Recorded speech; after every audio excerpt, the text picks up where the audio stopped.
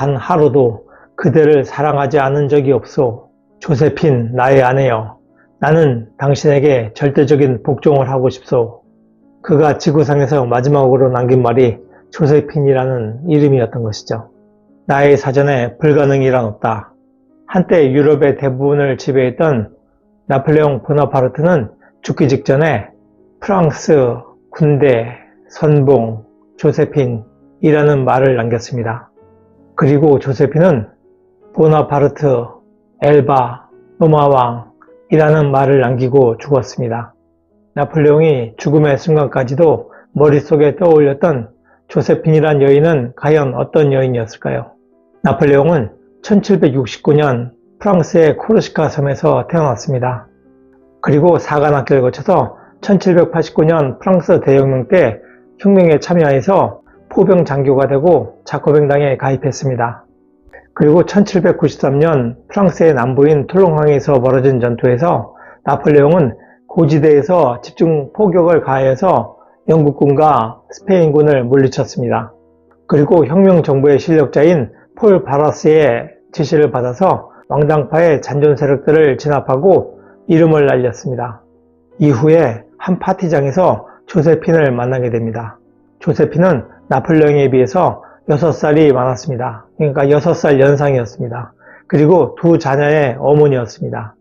알렉상드르 자작의 부인으로서 이미 이혼한 상태였던 조세핀은 노베스피에르의 공포정치하에서 감옥에 갇혀서 처형 날짜를 기다리고 있었습니다. 그런데 마침 테르미도르의 반동에 의해서 노베스피에르가 처형당하면서 조세핀은 구사일생으로 살게 됩니다. 그러니까 처형 하루를 앞두고서 구사일생으로 살아남게 된 것이죠. 테르미도르의 반동이란 프랑스 대혁명 이후에 1793년에 노베스피에르가 정권을 잡게 되는데 그는 무자비한 공포정치를 펼쳤습니다. 그래서 수많은 사람들이 처형당했는데 그렇게 되니까 노베스피에르의 무자비한 공포정치에 반발했던 반대 세력들이 노베스피에르의 일당들을 숙청했던 사건입니다. 그게 1794년 7월 27일 날 있었던 일인데 그로 인해서 조세핀이 살아남게 되었던 것이죠. 이후 조세핀은 감옥에서 나와서 테레사라는 여인과 함께 폴 발라스의 애인으로 지내기도 했습니다. 한편 파티에서 조세핀을 만난 나폴레옹은 그녀에게 반해가지고 그녀에게 적극적으로 구애를 했습니다. 그래서 결국 1796년 3월 9일 나폴레옹과 조세핀은 결혼을 합니다. 당시 나폴레옹은 마르세유의 부유한 상인의 딸이었던 데지레 크라리와 약혼한 상태였습니다.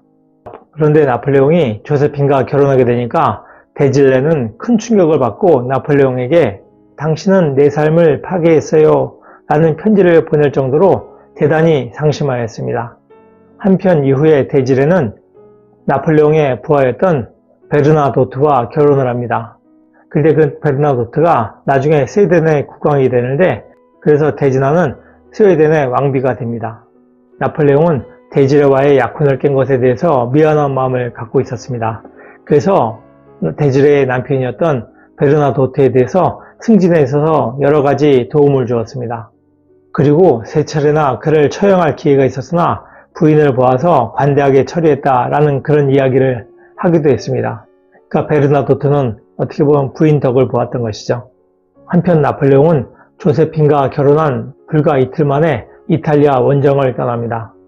이탈리아 원정 중에 나폴레옹은 조세핀 나의 아내여, 나는 당신에게 절대적인 복종을 하고 싶소. 나의 생각은 온통 그대뿐이요. 라는 등의 애정이 담긴 수많은 편지를 조세핀에게 보냈습니다. 그러나 조세핀은 편지를 배달했던 장교들과도 애정 행각을 벌이는 등 나폴레옹에게는 별로 충실하지 않았습니다. 한편 나폴레옹이 이탈리아 원정을 성공적으로 마치고 이집트 원정을 떠났을 때 조세핀은 경기병이었던 샤를과 사랑에 빠졌습니다. 이후 조세핀의 부정한 연애 행각은 전쟁 중이었던 영국에까지 알려져서 영국 일간지에 그 스캔들이 보도되었습니다. 이에 분노했던 나폴레옹은 조세핀과의 이혼을 결심했습니다. 그러나 눈물을 흘리면서 비는 조세핀을 보면서 나폴레옹은 조세핀을 용서하였습니다. 그만큼 조세핀을 깊이 사랑했던 것이죠. 이후 1799년 쿠데타로 실권을 잡은 나폴레옹은 프랑스의 제1통령으로서 실권을 잡고 각종 전투에서 승리하면서 마침내 1804년 12월 2일 날 황제에 오릅니다. 당시 나폴레옹은 교황이 참석하고 있음에도 불구하고 스스로가 자신의 왕관을 썼습니다. 그러니까 보통은 교황이 황제에게 황제관을 씌워주는데 나폴레옹은 스스로가 자신의 머리에다가 황제관을 썼습니다. 조세핀은 황후가 되었는데 매년 100벌 이상의 드레스를 마쳤습니다. 그리고 그 드레스에 맞는 모자와 구두 그리고 보석 등을 장만했습니다. 그러다 보니까 파리 주변의 보석상과 위르상들이 떼돈을 벌었습니다. 그리고 프랑스의 궁전이 호화롭게 되었습니다. 한편 조세핀이 10년이 넘는 결혼 생활에도 불구하고 자녀를 낳지 못하자 나폴레옹은 조세핀에게 이혼을 요구했습니다. 나폴레옹의 이혼 요구에 대해서 충격을 받은 조세핀은 기절을 하기도 했습니다. 그러나 결국 가문의 권위가 프랑스의 후계자를 생산할 능력이 없는 나는 기꺼이 애정과 헌신의 증표를 주려고 한다 라는 말로서 이혼에 동의하고 1810년 1월 10일 날 이혼합니다. 나폴레옹은 조세핀에게 변함없는 사랑을 맹세했습니다. 그리고 황후라는 칭호와 대우를 그대로 유지하고 50만 프랑의 연금을 지급할 것을 약속했습니다. 한편 41세의 나폴레옹은 오스트리아 황제의 딸로서 당시 19살인 그러니까 나폴레옹에 비해서 22살이나 어린 마리 누이스 공주와 결혼을 했습니다. 그리고 1년 후에 마침내 기다리던 아들이 탄생했습니다.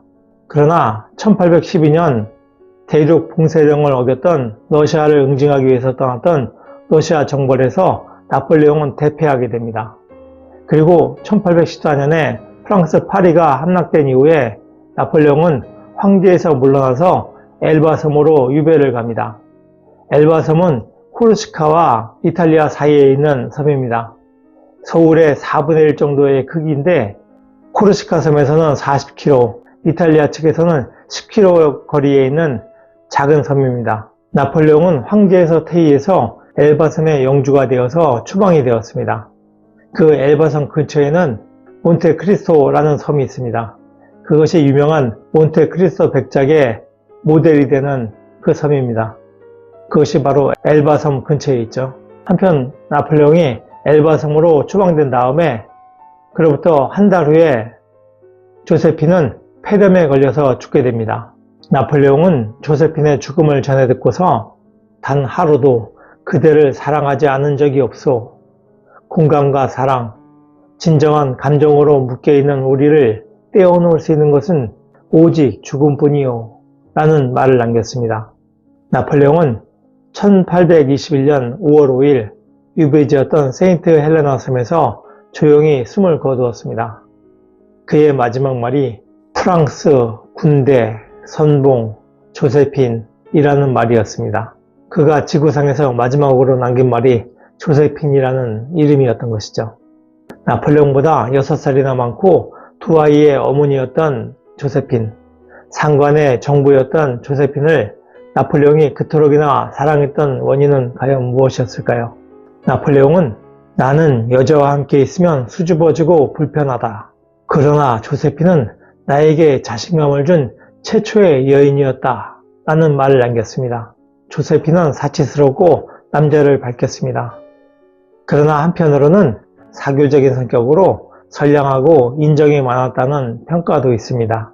나폴레옹이 말했던 조세핀이 자신에게 자신감을 안겨준 최초의 여인이었다라는 말에서 우리는 나폴레옹이 조세핀을 그토록 사랑했던 하나의 요인을 발견할 수 있습니다. 남자에게 있어서 자신감과 자존감을 높여주는 여인을 사랑하지 않을 남자는 거의 없을 것입니다.